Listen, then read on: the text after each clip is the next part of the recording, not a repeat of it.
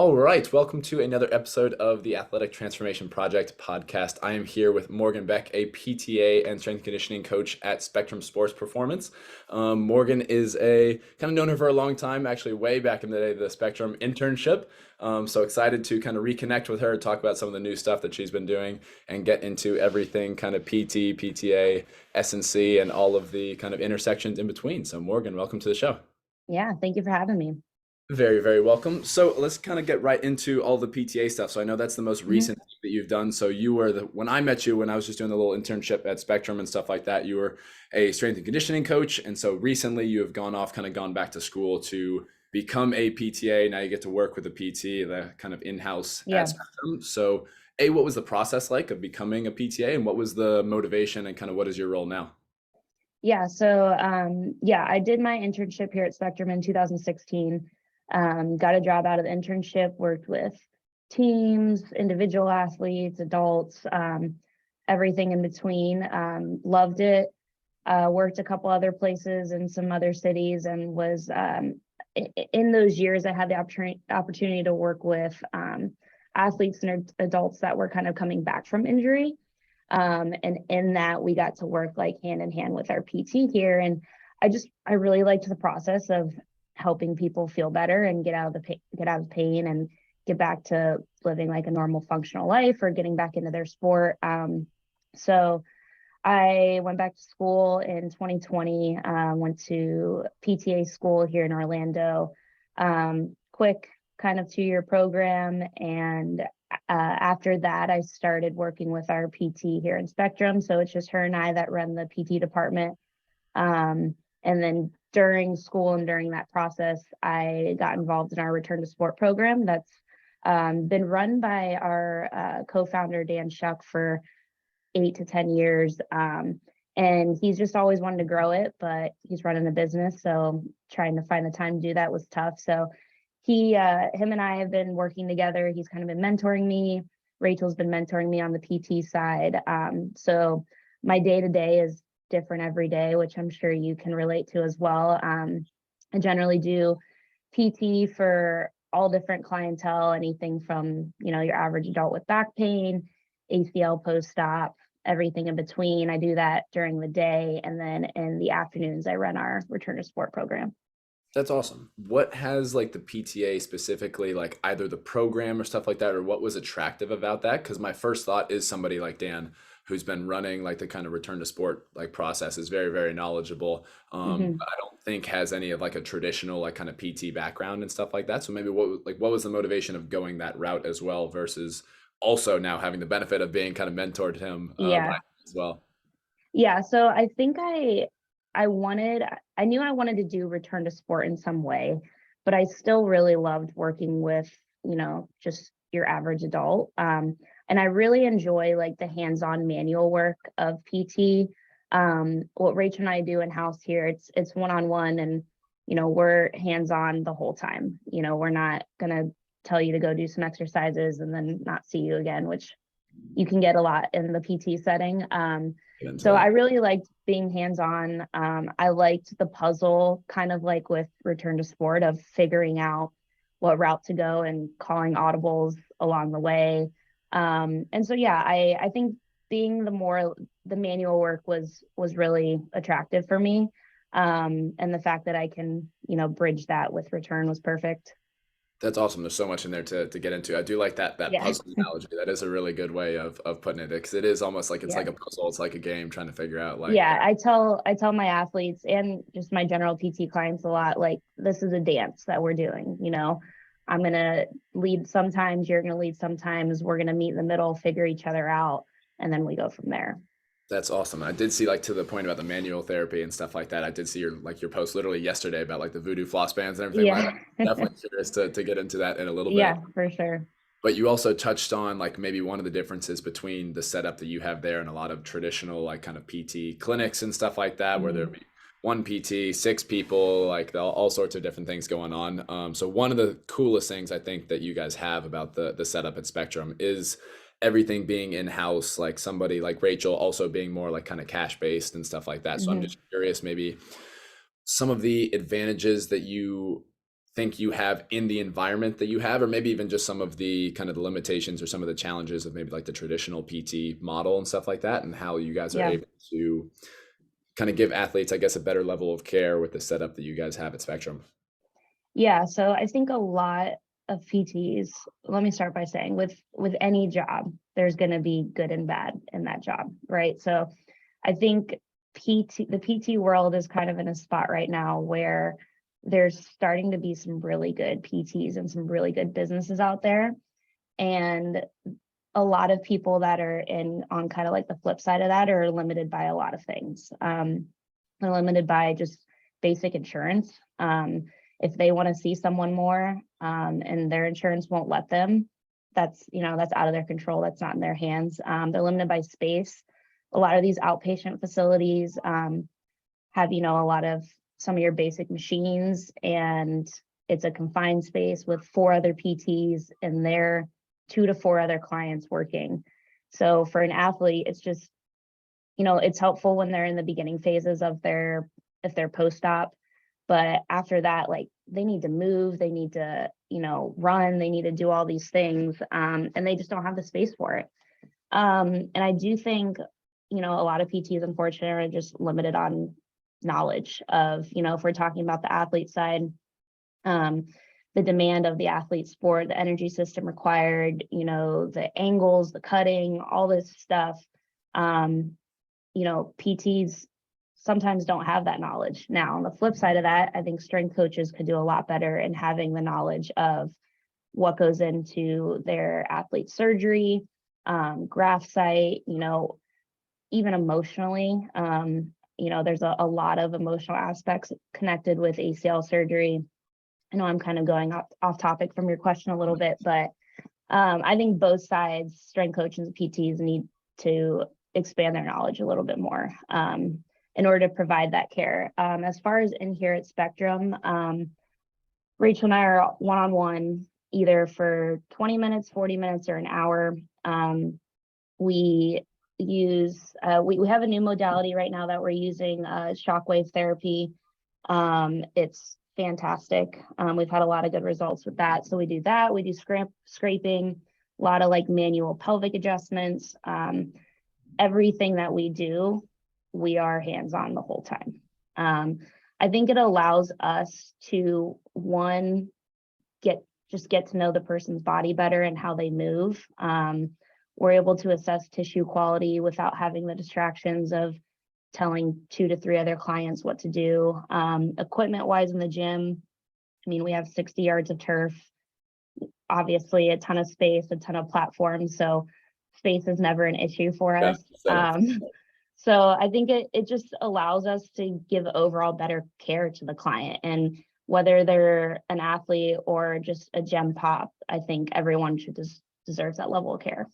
Yeah, 100%. That's amazing. And I do like I said, like the setup that you guys have there is very, very unique, which I guess is almost unfortunate because it feels like that Hmm. should be more of like the standard almost. To Yeah. your point, there are a lot of kind of limitations from the model, and it's definitely like changing. Like you said, like we're starting to take steps in that Yeah. direction. But to your point, a lot of PTs kind of wash their hands with the personal training S&C route, and a lot of like people in traditional S&C trainers like don't want to touch the kind of injury like rehab route. And so like that integration is one of the things that I'm most excited to talk about with you specifically, because I do think like you guys have one of the best setups there between the combination of you, Rachel, and Dan. Like you have a very kind of clear like step by step Yeah.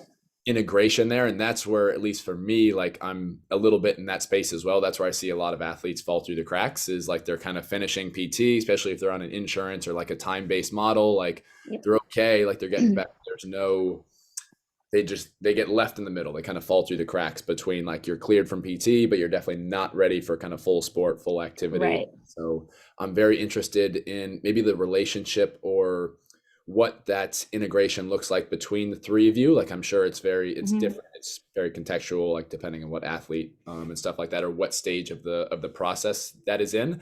But how do the three of you work together, or like how does that process go from, let's say, like an ACL client and stuff like that, as they're starting to advance from purely just PT, manual therapy, getting back on their feet, and then into more S&C, return to sport, different things like that. Like how does that transition look like? What are some of the key things you guys are looking for, things like that? Yeah. So since I've been working with Rachel, she's just coincidentally gotten more post-op ACL meniscus or just general knee injuries. So I've been able to kind of see these people through their whole process from being with Rachel and I in PT to coming to me in return. So the process is so easy when we're able to see someone with Rachel and I from the beginning, and then they transition to Dan and I in return. Um, Communication wise, we see each other every second of every day, super easy. You know, she's able to tell us the barriers that she had with them in the beginning phases of their PT, whether that's, you know, a fear based, whether they are still having a hard time getting full, you know, active knee extension, stability. So I'm able to know those things just by walking downstairs and talking to her. We do have a lot of good relationships with a lot of great PTs in the Orlando area where we're able to kind of communicate week to week with these PTs or with these doctors and be like, hey, so and so did this today in our session. They'll get back to us. Hey, we did this today with, you know, them in PT. Here's what they struggled with. Here's what we're seeing. So there are a lot of great PTs in Orlando that we work with that we are lucky enough to have that relationship with. But you know, it is always easier if I see them from the very beginning of their process and then transition them into return. As you know, every surgery is different. You know, we could see someone at 4 months. We could see two people at 4 months with the same injury, and they look completely different than one another. And I think, you know, one of the bigger things I've learned is how hard that is for some athletes where, you know, I have someone who is just having a hard time just running or squatting or whatever it is without pain. And then they see someone working out next to them that they know is the same timeline as them, who is cutting and, you know, without pain and doing all these things. So I think one of the biggest things I've learned through my process of learning return to sport is just being a little bit more empathetic to what these people are going through. The fact that they were completely fine a few months ago, dominating their sport, and now they are having a hard time walking downstairs or whatever it is. And I think just reminding them every surgery is different, you know, and your body's going to respond differently. I have a girl has second tear right now, unfortunately. First time through, easy. This time, a little bit harder, and it's on her other leg. So everything's different. You know, of course, I prefer to see them from the beginning, but if that doesn't happen, I still try to communicate as much as possible with whoever they're working with outside of here.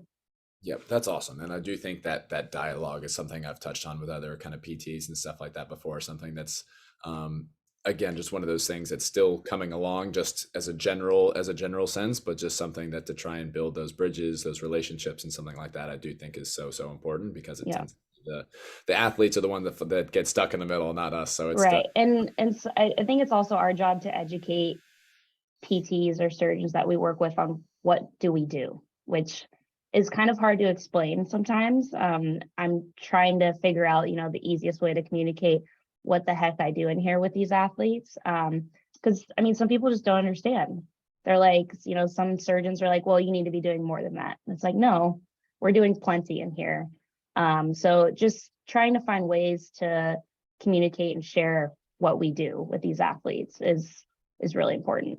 No, it's a very good point because I do hear a lot of kind of PTs or surgeons will just use very blanket language and stuff like that of just you need to get stronger and just to an athlete they don't what we're doing versus what's they are describing when they're talking about that can be different things.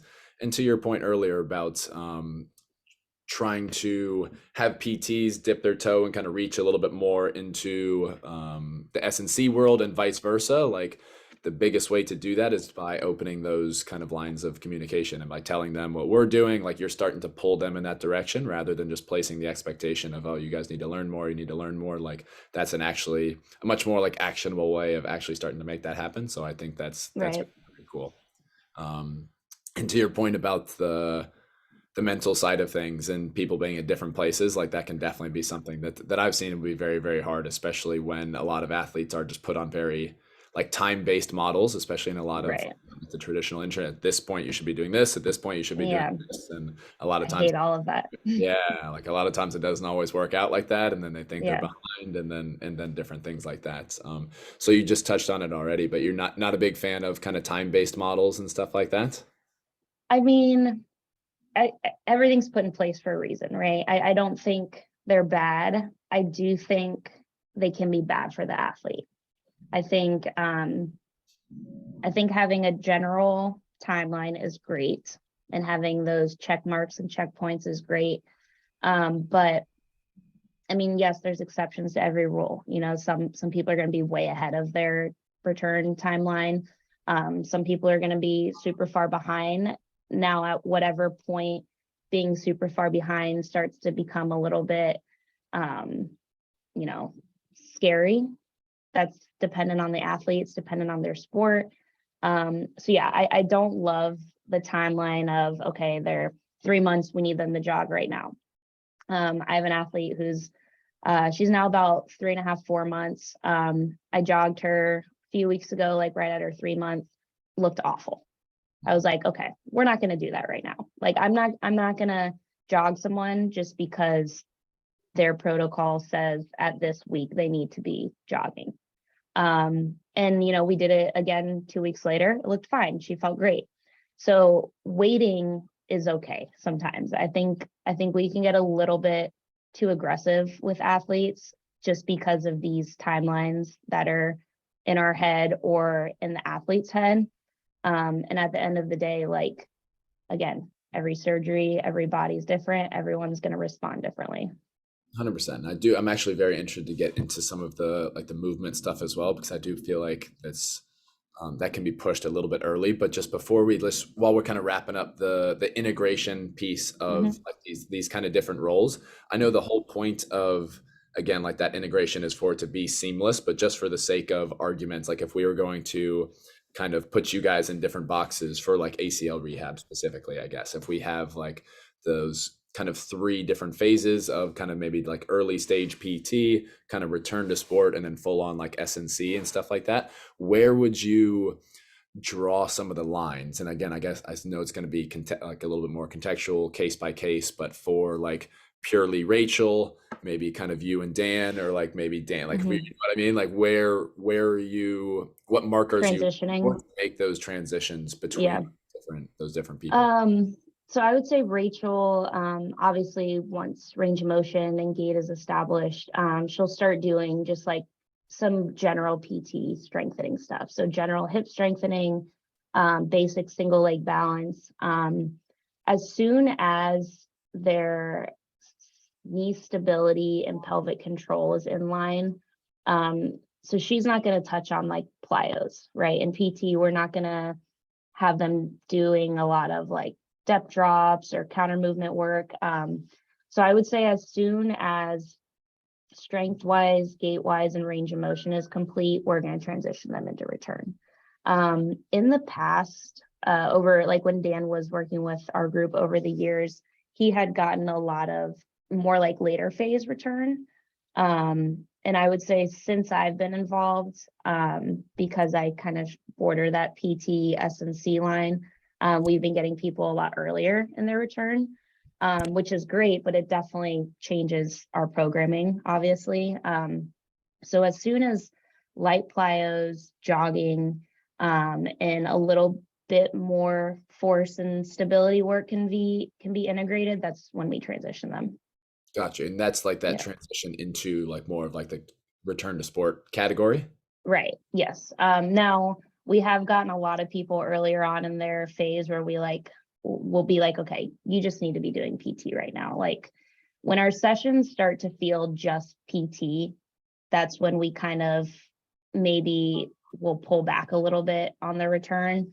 Um, our environment's a lot more fun than being in a PT clinic. So usually athletes feel like they're getting a little bit more in here, which they are.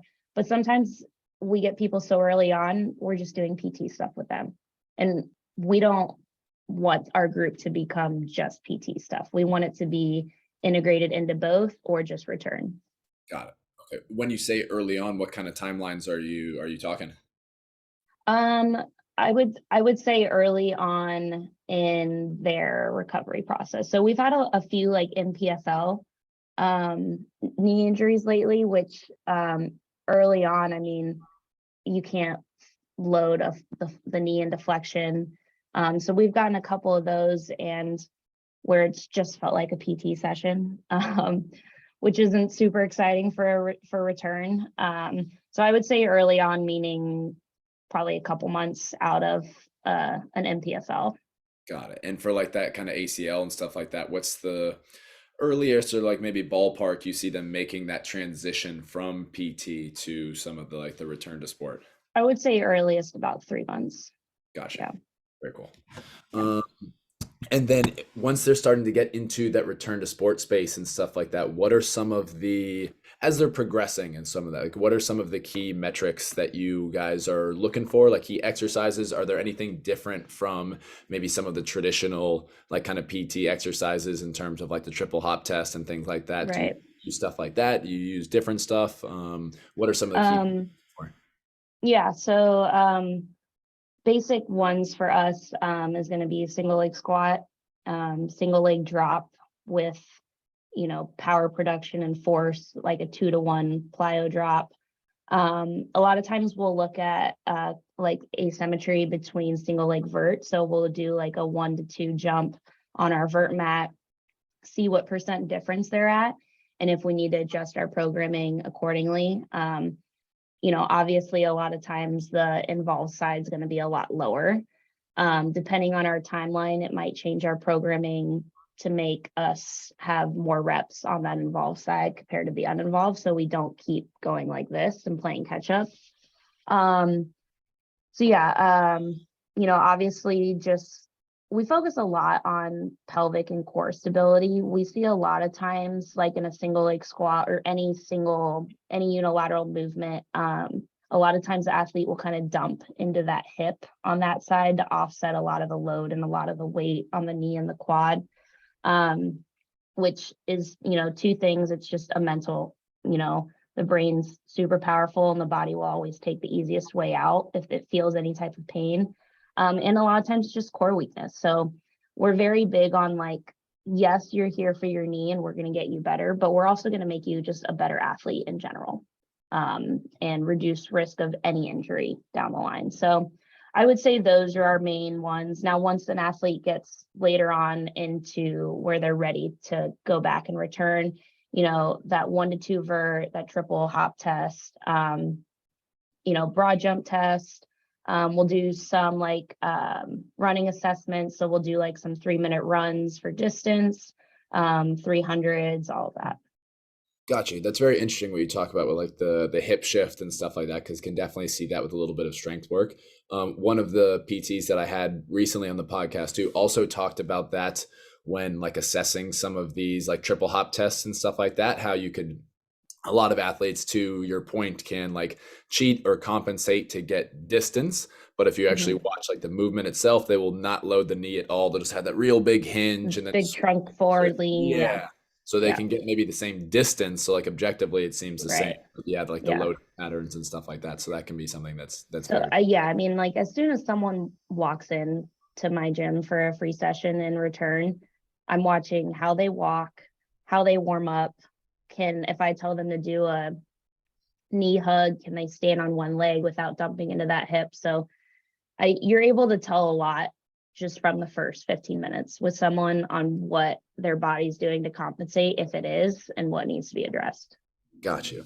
And so then in that, coming back to like the movement side of things, I'm very curious in, say if we just give it like a timeline range, like say like that 3 to 6 month mark. Mhm. I'm seeing a lot of people, I see them, I guess where I'm coming from is that I think I see a lot of PTs use like movement work and plyos, in my opinion, too early. Where to Mhm. your point about like the runner and stuff, like they're like trying to run someone at 3 months, like I see that much more as like a diagnostic almost of like you tried to have them run, it looked terrible. 2 weeks later, you didn't run, but you did whatever it is, your strength work, things like that, and then all of a sudden that like that running cleaned up. And I see a lot of that as well of like we'll do for a lot more strength work and a lot less movement and plyos in what we do than maybe like traditional kind of PTs and stuff like that. But then when we introduce that, they feel much more comfortable. They feel a lot safer. They look a lot cleaner. Versus like particularly just running, jogging. Like it seems like when they introduce it too early, like it's not actually a training stimulus at that point. Like they're not prepared Right. for it.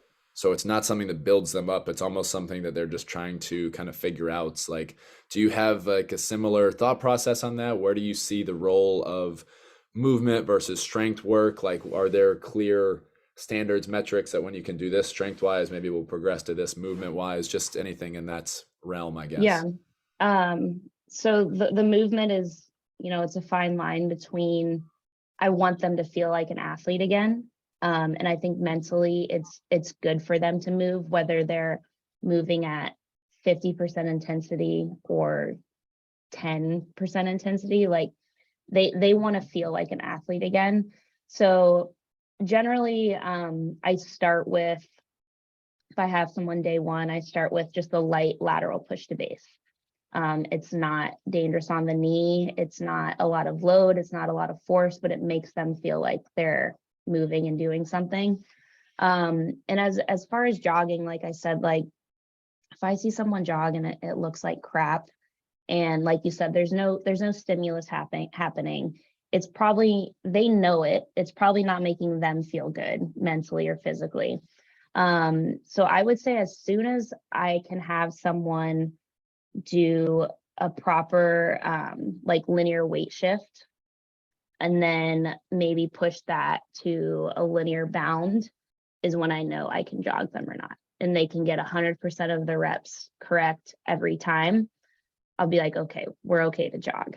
And I think also, I do agree that a lot of PTs will get a little bit too aggressive with that stuff early on because, I mean, they're on a timeline too, you know, they have the doctor in their ear. Why isn't That's a this good person point. doing this, and this yet?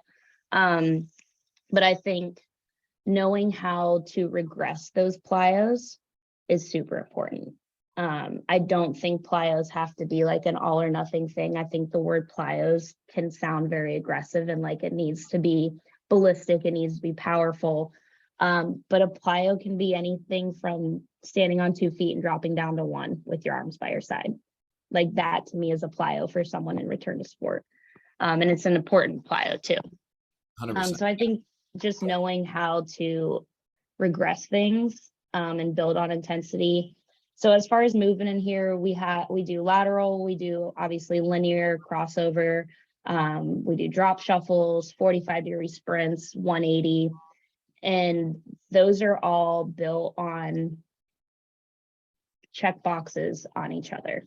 So lateral I find is usually the easiest for return to do, which a lot of people wouldn't think because they equate lateral to cutting or to sprinting out of it or rotating out of it.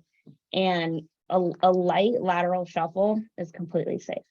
And like I said, it makes the athlete feel good. You know, day one, I have an athlete come in here, I have them do a light lateral push to base. They're like, wow, I haven't moved like that in months.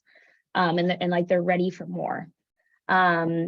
Crossover, a big thing for us in here is obviously deceleration. I'm not going to progress someone to cut until they know how to decelerate before they cut. And I'm pretty strict on that because I think it can lead to a lot of other problems down the line, and it's probably what got them in here in the first place. Um, and then after that, as far as like 45-degree cuts or 180 cuts, those are going to be a little bit later down the line in our movement. Once they're, running pretty much full speed, decelerating under control and under load and force, then I'm going to have them cut out. Gotcha. Makes sense. And that is a good point too about the PTs, especially if they're in like an insurance-based model of like, you have a certain timeline, like maybe 6 months, it is Yeah. what it is, so they can be forced to push them a little bit earlier. So that's a very, very good point. Like, cool.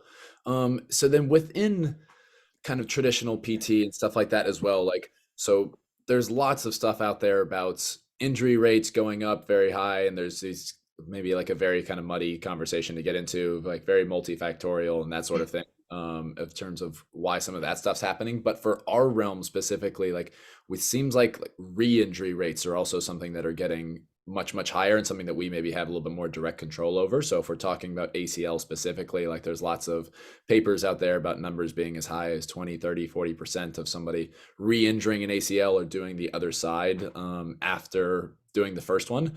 And so that just makes me wonder, like, what are we missing within our kind of rehab essentially? Like, is it Yeah. coming down to that insurance-based model, that timeline model? Like, again, I'm sure there's lots of things going on there, but maybe what are some of the things that you maybe look at most traditional PT, most traditional protocols, and see like either we're missing something or doing things we don't need to be. Like, what are some of the things that you maybe look for that could be done differently? Yeah. Yeah, I think the re-tear rate is something that has been, and by re-tear, I mean either same side or other side. It's a number that's been high for a really long time, and we can't figure out how to get it down. I think with a lot more people like us running these return programs over the past few years and kind of this more like niche area, hopefully that number starts to come down. But I think a lot of times we end up focusing obviously on the involved limb the entire time that they're with us. And I think in the first however many months, again, everyone's different. Like, yes, that is our main focus. But what I tell a lot of my athletes every day is if they're performing, a squat or a unilateral drop or whatever it is, I tell them, hey, I still care about that other knee. Like, I know you've never had a problem with that knee, but I still want the same amount of focus that you give yourself on your involved as your uninvolved. Because I think you can train up one side really, really aggressively. It's super strong, it's super stable. And then now they're going to compensate more on that side on the field or on the court, and the other side is more vulnerable. And then as far as like a re-tear rate on the same side, I think a lot of that is attributed to just returning too fast. I think the science and the studies show that return before 9 months has like a 7-fold increase of re-tear. Now there are exceptions to that. Going back to the timeline, if someone's killing it, I'm not going to keep them away from their sport till 9 months just because of, again, that protocol or that timeline. But the studies show that return is within 9 to 12 months to lower that re-tear rate significantly.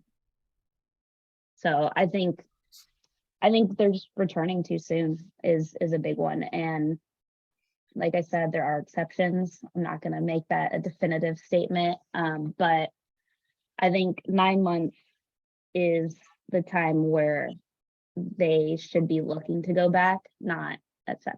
Yeah, I do have like I've had to fight with some athletes and stuff like Yep. that for sure. Guys will come in and they've got like a calendar date circled on their calendar, and you're like, when was your surgery? When is that? Like, ooh, it's gonna be it's Yeah. gonna be a little tight. Like, I always give them the we'll see what we can do, but try not to make any promises, because yeah, a lot of guys are very, very much itching to get back. I mean, that was my story with my ankle. Like, I broke my ankle, had surgery on it, did rehab all summer at UF, and 3 days into preseason, like, hurt it again, and so like then was Yeah. out like the entire semester. So that's definitely I mean, we were athletes. Like, I get it. I get being away and taken out of your sport sucks, especially if you're in high school and you're trying to play in college. But at the end of the day, it's going to cause more issues down the line, or at least there's a much higher percentage that it will. And so it sucks feeling fine and not being able to play. I get it.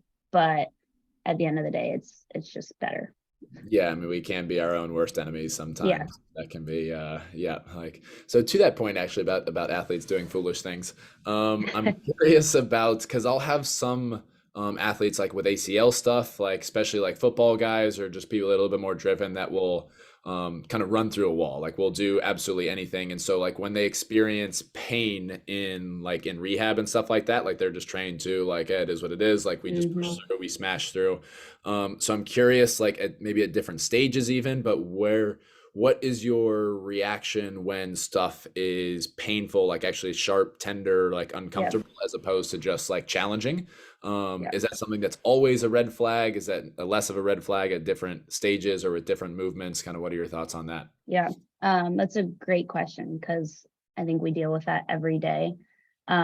Is Yeah, I mean, you can ask my athletes, I ask them endlessly, is this painful?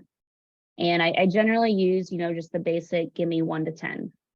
Um, Again, it depends what I'm having them do at what volume or what intensity. Generally, I'm okay with a 3 out of 10. Um, but there is a fine line between that 3 and 4 or that 4 and 5, right? If they're at a 5, I say stop. We're gonna switch this up.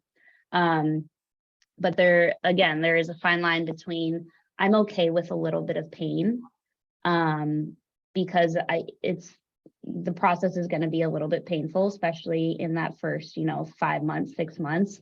What I've also kind of learned is, once I ask them if it's painful, and they go, I'll go, is it pain or is it discomfort? Yeah. And I think there's a big difference between pain and discomfort. Discomfort, I'm usually okay with. Um, and a lot of the times they'll say, oh, it's just discomfort or it just feels tight. I get that a lot. It's uncomfortable. Uncomfortable is okay. You haven't done this movement either ever or in however many months. Your body forgot how to run. Like that's uncomfortable. So I'm okay with discomfort. Sometimes if something's really tight, I'll have them go do some soft tissue work for 5 minutes, come back, and usually they'll be okay after that. Um, but pain is different. And I also think it's super important for coaches to learn their athletes, like get to know them. I have an athlete who, I have both ends. I have athletes who everything's painful, but it's really not painful. And then I have athletes who could be at an 8 out of 10 pain and will not say anything. Okay. And even if I ask them, but after getting to know them and their bodies and their compensations, they don't have to say if they're in pain anymore if I'm doing my job because I can look at them and know that they're in pain and tell them to stop because they're not going to tell me. And I think just having that conversation with the athlete's super important, like from day one, like from the get, being like, hey, I'm going to ask you if it's painful. I need your honesty because at the end of the day, it doesn't help you to lie to me if you're at a 7 out of 10 pain. That's just delaying our timeline. So I think hopefully getting them on the same page as you and adjusting your coaching style and getting to know who you're training because you'll get both. You'll get athletes you'll have to push past to the point of like where they're uncomfortable and athletes that will push themselves and you need to be like, stop. Right, man. So yeah, just adjusting your coaching.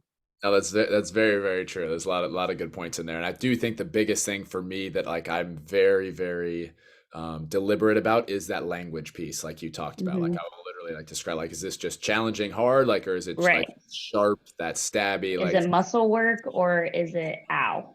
yeah, that is a big, big difference. And so for me, possibly just because it's easier, I'm like very deliberate about like I'll take like I only will tolerate like a 2, and even then, like I'd prefer to get it down like even less. The Yeah. analogy that I use for athletes, and I'm curious in your thoughts on this because I wouldn't say it's necessarily like 100% like a hard and fast rule all the time, but I basically like use the analogy of like pain is setting us backwards, like essentially like if you think about just traditional training in the gym, you train a little bit, you break stuff down, you recover, you build back stronger. It's like one step Mm-hmm. back, 2 steps forward.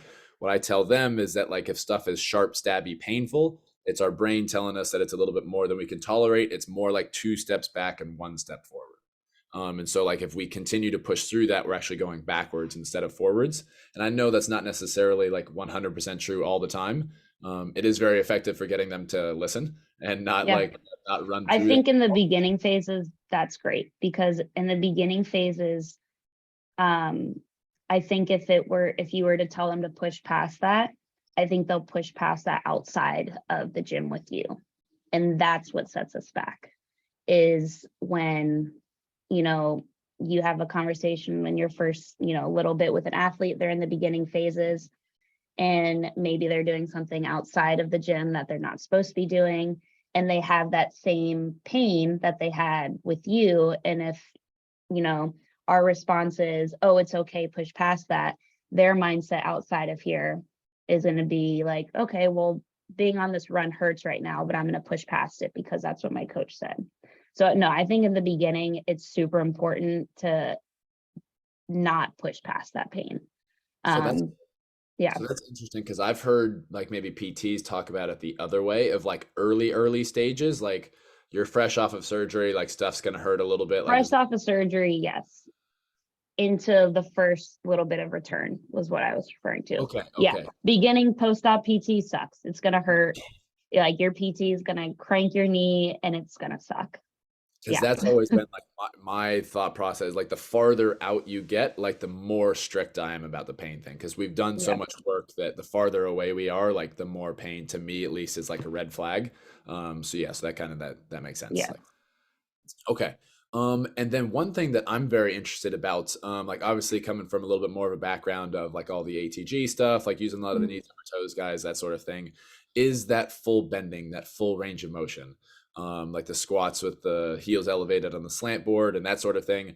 And our thought process is that it does very, very good things for the joints, for the tendons, the ligaments. You get some lubrication, moving some of the fluid around, and potentially even some kind of stretching, strengthening on some of the internal stuff, some of the tendons, ligaments. I'm curious what your thoughts are on that. Is that something that you see as beneficial? Is something that's potentially kind of negatively inclined? Is that something that you guys use? Like, kind of, what are your thoughts on that, and maybe what its Yeah. role is? Yeah. It is something that we use. I would say that when we do use it, it's a little bit more in the mid to later phases. I tend to find that using it too early on can lead to like some tendonitis irritation, kind of in the front.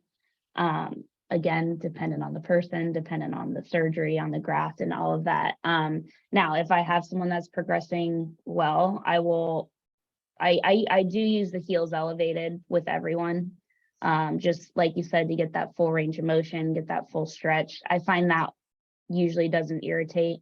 As far as like a split stance, heel elevated, knee over toe, I personally love that. I try to be a little bit more cautious of who I use it with in my return. If I feel someone's ready for it, hasn't had pain at all for a long time, or in just a normal split squat, then I'll go to that.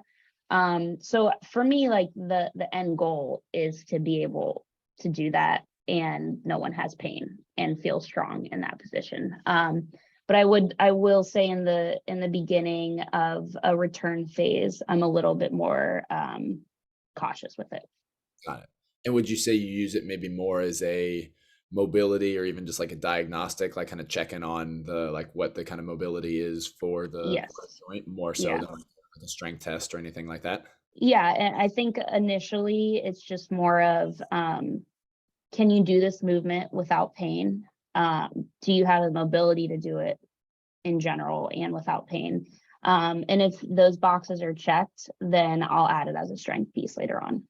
Do you think there are any benefits from like a strength perspective to doing a heels elevated squat versus like just a traditional squat in terms of like range of motion? Like, are you getting any different adaptation in the joint, or is it mostly just you're taking the muscle through a greater range of motion, so different, stimulating hypertrophy in a different way? Yeah. So I think there's conflicting. I've seen stuff conflicting with, That's no, why this I'm isn't doing referring, anything. Yeah, I know. I figured. I personally feel like you do get a different adaptation than feet down. I think it does more than just add ankle range of motion, which is what a lot of people on the other side of it will say. I think you get increased quad activation, increased work at the knee, a bigger stretch at the knee, as you said, while moving in that range of motion under load. So for me personally, I do think it's beneficial in a different way than just a standard goblet squat. And I use both. I'll use the standard and then I'll use the heels elevated. That's awesome. Yeah, and I do think like that having both, like that's the people will go one way or the other. They'll only do Right. that, or they'll just never do that. And so yeah, it tends to be the answer to almost everything is a little bit of Yeah. both. So like Yeah.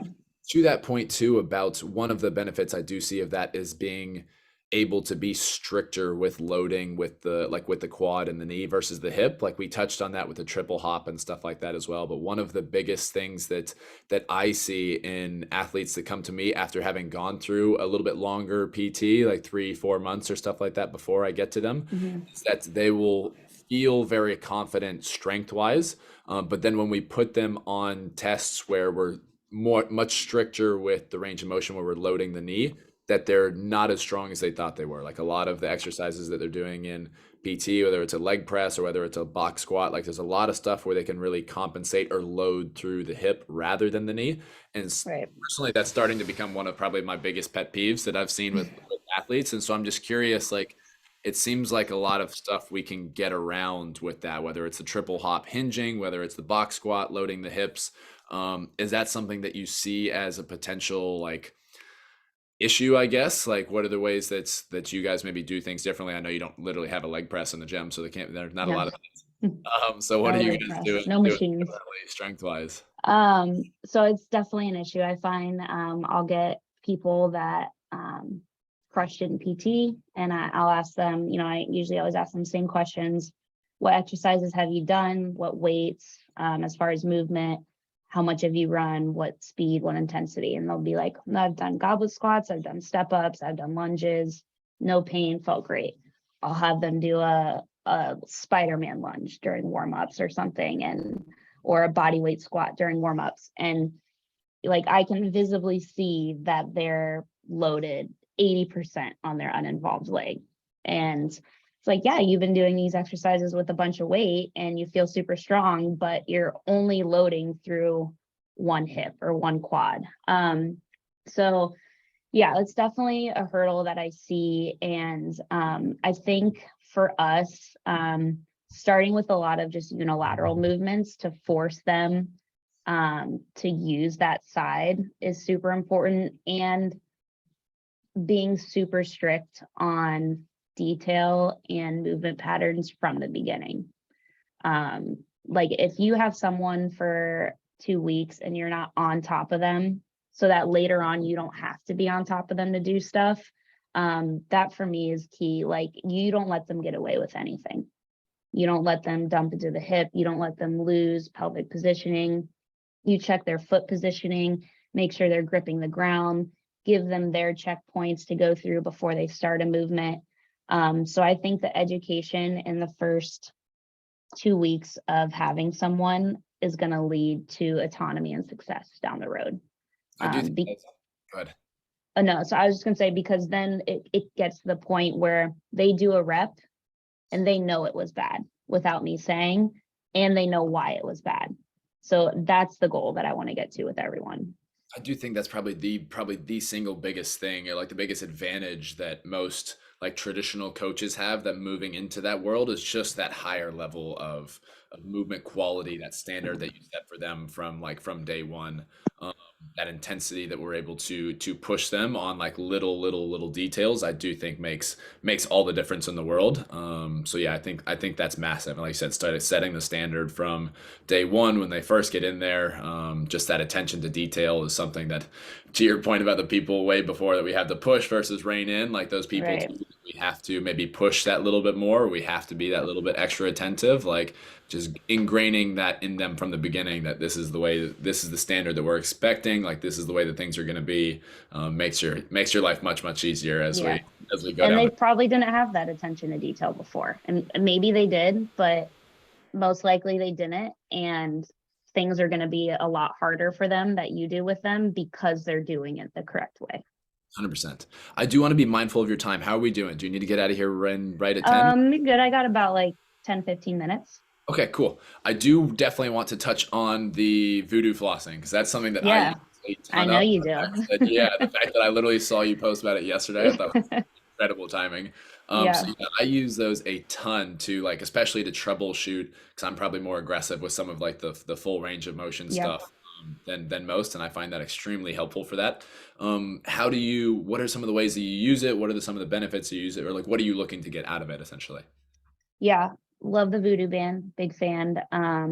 Love it for all joints, really, but especially knee and ankle are my big ones.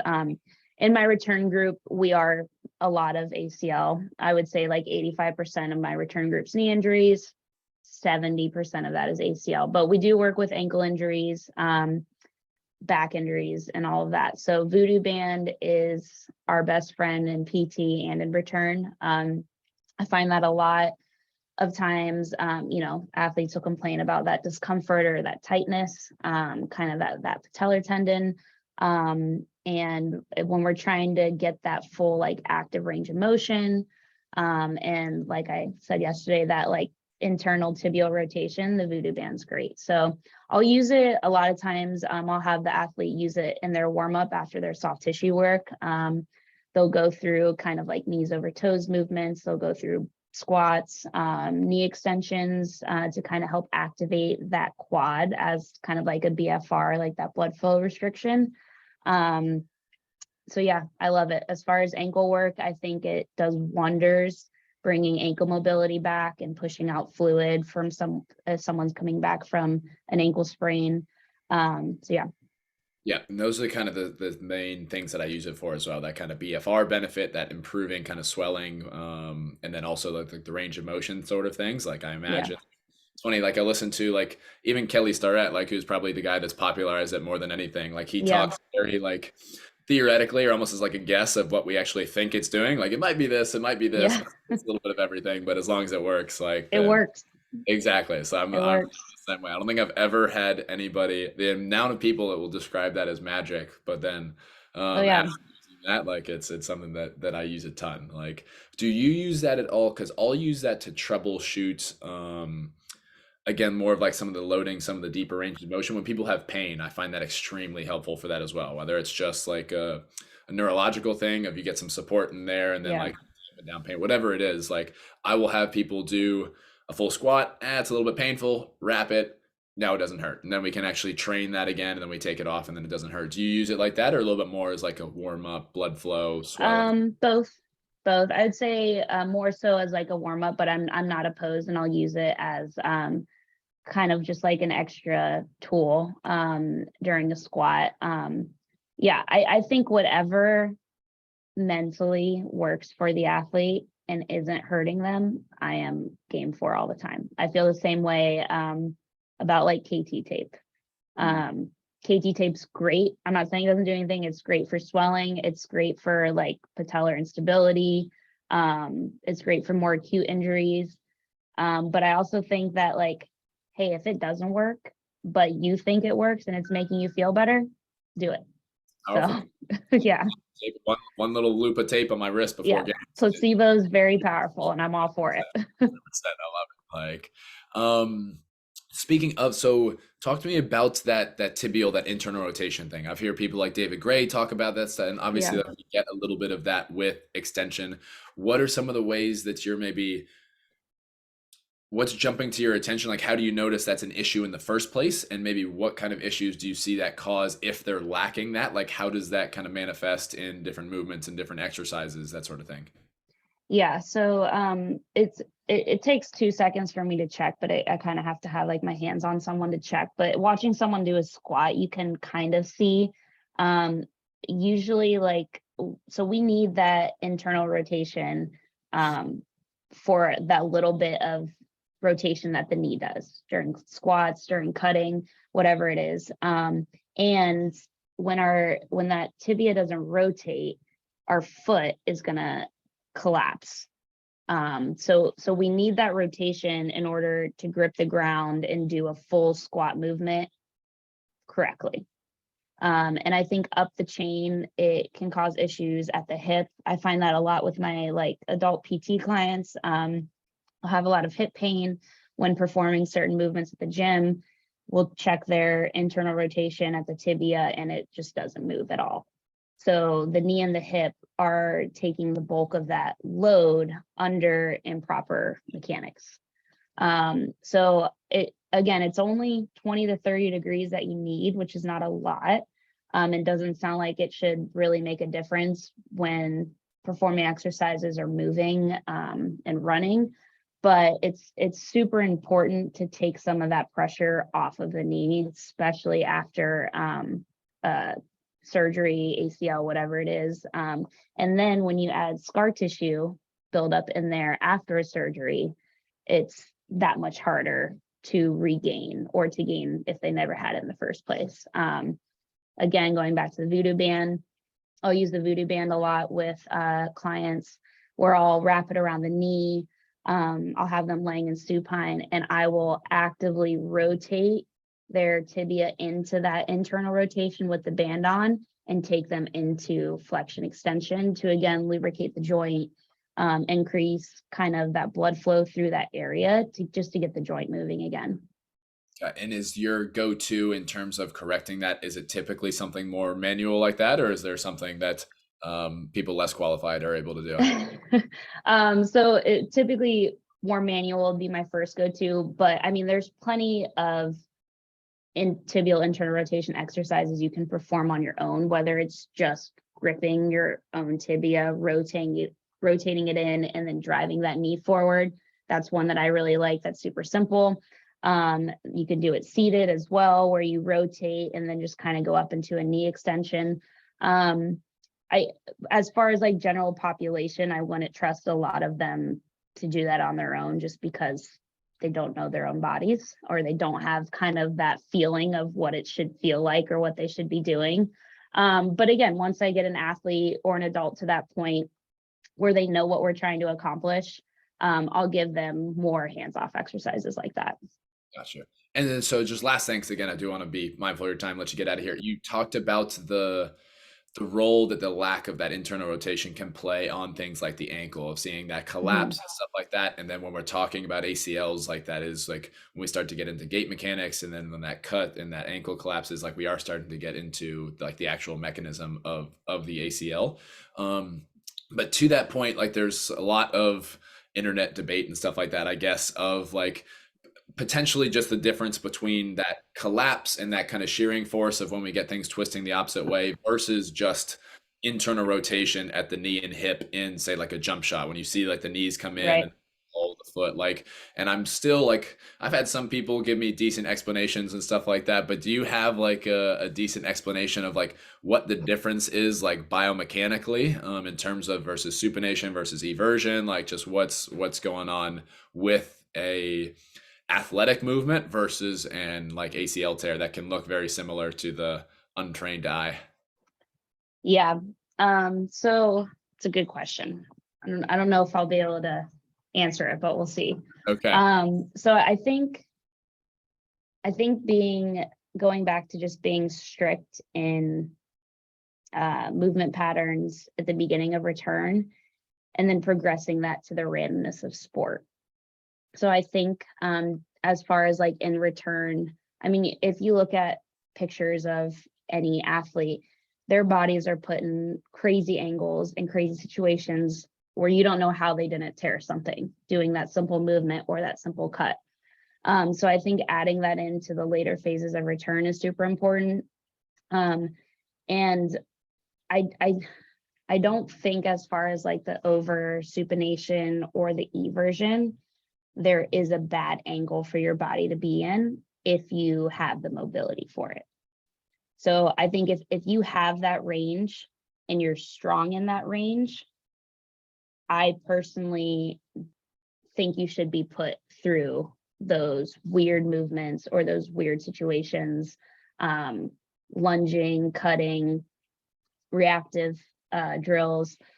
Now, if someone doesn't have the mobility in, let's say, the ankle to do a certain cut, or the knee, if their knee's falling over their toe and they're going for a ball or whatever it is, then that's when these injuries happen. They don't have the mobility, or they have the mobility but not the strength in that range.